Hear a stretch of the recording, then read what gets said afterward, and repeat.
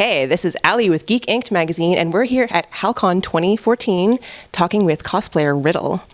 Hey, what was your first cosplay, and how did you get into the business? My first cosplay was from a really old anime called Devil Hunter Yoko. I'm sure only like 2 people watching this will know what that is.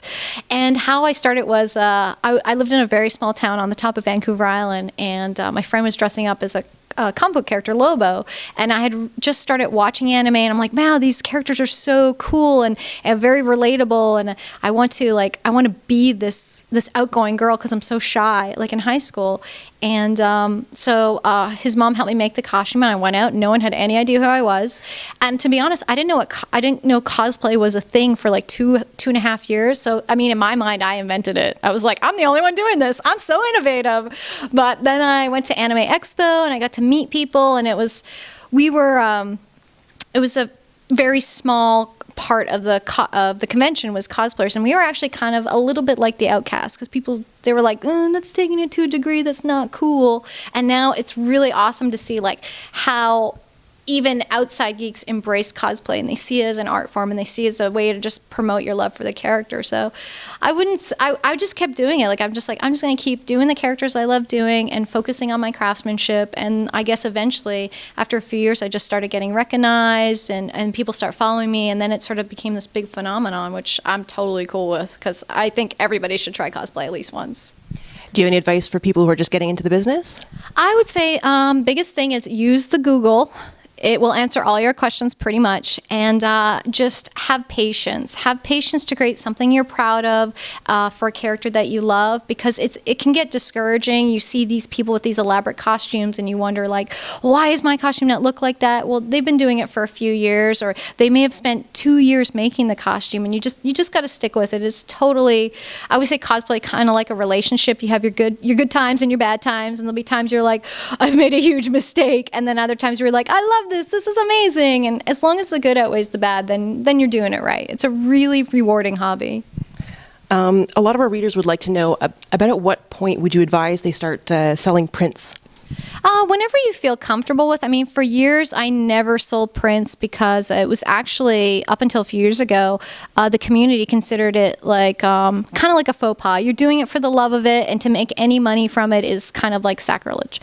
But I would put so much effort and work with all these amazing photographers that, people would request bigger copies of the prints. So, just make sure you communicate with your photographer, and, it's really whenever you're ready, whenever you're ready to sell prints. I mean, it's good if you're a guest and then you have something to provide. But I mean, I did conventions for years, and I had nothing to sell. And I remember the first thing I ever sold was a charity calendar that I put together. But it's still like, it's very flattering when people buy a picture of me. I was like, oh, thank you so much.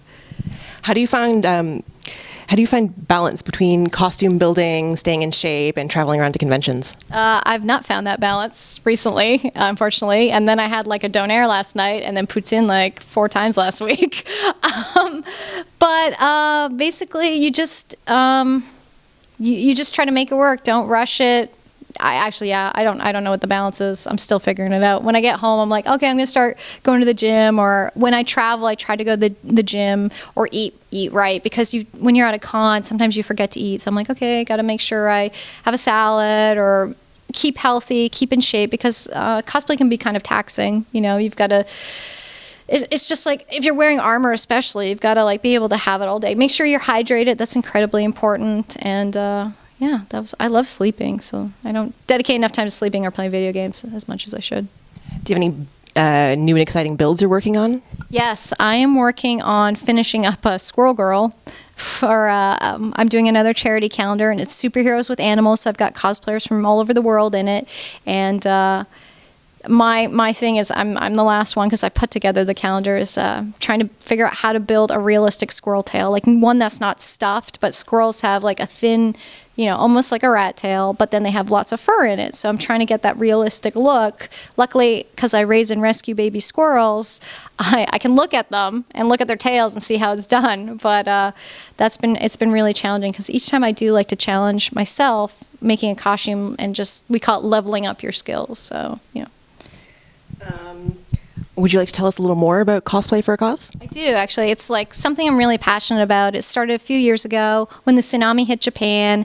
Japan has been such an inspiration, and, you know, cosplay has been such a huge influence in my life that I really wanted to give back. And so I donated some of my own money, but I really wanted to do something bigger. So I contacted cosplayers from all over the world.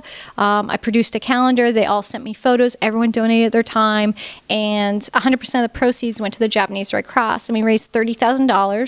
And then since then, I've done smaller projects for like Aurora Rises, the Filipino Red Cross, the American Red Cross. But the next calendar is 100% of the proceeds are going to the Wildlife Conservation Society, because a lot of the girls involved are big advocates of animal rescue. I'm a big advocate of animal rescue. So I think it's really great that this hobby can give back in a weird way. People feel really happy to have like such a unique product, pictures that aren't available anywhere online, but then also to say like, okay, well, I was part of this huge amount that was then donated, is people feel really good about that. Do you feel that Heroes of Cosplay, the TV show, has changed the cosplaying community at all? Oh, I totally. For the longest, for a while, I was like, it won't change anything.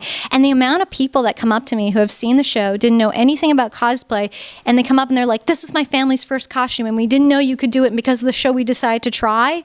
It's just a really amazing feeling, and I think because of that, it has blown up. Like, I would, many years ago when I cosplay, I'd be like, yeah, I dress up as cartoon characters, and people be like, is that a fetish?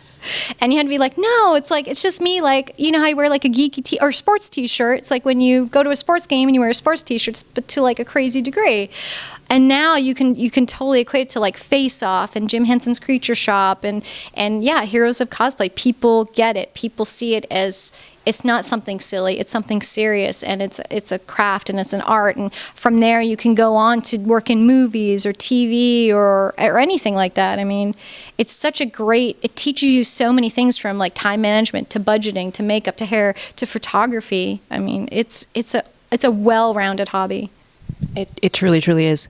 And we are a tattoo-based magazine, so I have to ask, do you have any tattoos, or would you be open to getting any? I have no tattoos, no piercings, nothing. I'm a clean canvas. I thought about getting some tattoos, but there's nothing I love that I think I would want on my body forever. But I totally appreciate like beautiful looking tattoos. Like, I watch all the tattoo shows, especially like, what is it, Bad Ink, where they fix really crappy tattoos. And I was like, who would get a sea monkey in a pimp suit on a tramp stamp area? Young and silly people. Yes, exactly, exactly. So anyway, Riddle, thank you so much for talking with us. Oh, well, thanks for having me. And I'm sorry I don't have a tattoo. But you can show me yours anytime. That's a long story. Anyway, this is Allie. Stay tuned for more coverage of Hal-Con 2014 with Geek Inked magazine.